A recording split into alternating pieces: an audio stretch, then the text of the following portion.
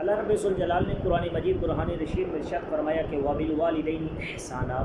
کہ والدین کے ساتھ حسن سلوک کیا کرو، ماں باپ کا ادب کیا کرو، ماں باپ کی تعظیم کیا کرو۔ میرے آقا علیہ الصلوۃ والسلام خطبہ ارشاد فرما رہے تھے، حضرت حلیمہ سعدیہ تشریف لائی۔ جس وقت حضرت حلیمہ تشریف لائی تو میرے آقا علیہ الصلوۃ والسلام تعظیماً ادب کے لیے کھڑے ہو گئے، تو صحابی رسول نے عرض کی یا رسول اللہ یہ کون خاتون ہے؟ تو میرے آقا علیہ الصلوۃ والسلام نے فرمایا کہ یہ میری ماں حلیمہ ہے، اس کا میں نے دودھ پیا ہے، یہ میری رضائی ماں ہے۔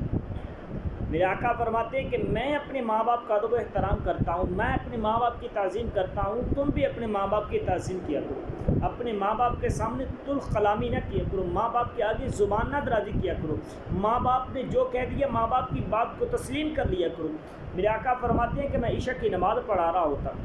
حضرت آمنہ مجھے آواز دیتی بیٹا محمد میری بات سنو، میں نماز کو چھوڑ دیتا اپنی والدہ کی بات سننے چلا جاتا۔ دیکھیے نماز فرض ہے، فرمایا نماز فرض ہے، اس سے بڑا فرض یہی ہے کہ ماں باپ کے ادب و احترام ہے، ماں باپ کی تعظیم، ماں باپ کا حکم، یہ نماز سے بھی زیادہ فرض عین ہو گیا۔ تو میرے آقا علیہ الصلوۃ والسلام نے فرمایا کہ جس نے حج کرنا ہو وہ صبح اٹھے اپنے ماں باپ کی زیارت کر لے، وہ اس کو ایک مقبول حج کا ثواب عطا کر دیا جاتا ہے۔ تو صحابی رسول کی یا رسول اللہ جس کی والدین اس دنیا سے نہ ہوں تو وہ فرمایا وہ اپنی ماں باپ کی قبر مبارک پہ چلا جائے، اور جب قبر کے اوپر جا کے ماں باپ کے لیے دعائے مغفرت کرے، اللہ رب الجلال اس کو بھی ایک مقبول حج کا ثواب عطا فرما دیتا ہے۔ حضرت موسیٰ علیہ السلام کوہ طور پہ اللہ رب الجلال سے ہم کلام کے لیے جاتے، راز و نیاز کی باتیں کرتے۔ ایک دن اللہ رب الجلال نے حضرت موسیٰ علیہ السلام سے کہا کہ پیارے موسیٰ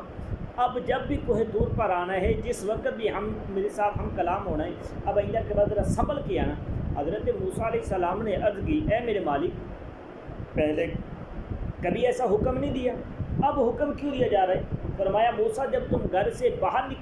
نکلتے تھے تو تیری والدہ تیرے لیے دعا کیا کرتی تھی، اے مالک میرے موسیٰ کی خیر ہو، موسیٰ اب تیرے لیے دعا کرنے والا کوئی نہیں ہے۔ تو میرے بھائیوں آپ لوگوں نے دیکھا ہے گاڑیوں کے پیچھے، بسوں کے پیچھے، رقصوں کے پیچھے ہر جگہ پہ یہ لکھا ہوتا ہے ماں کی دعا جنت کی ہوا،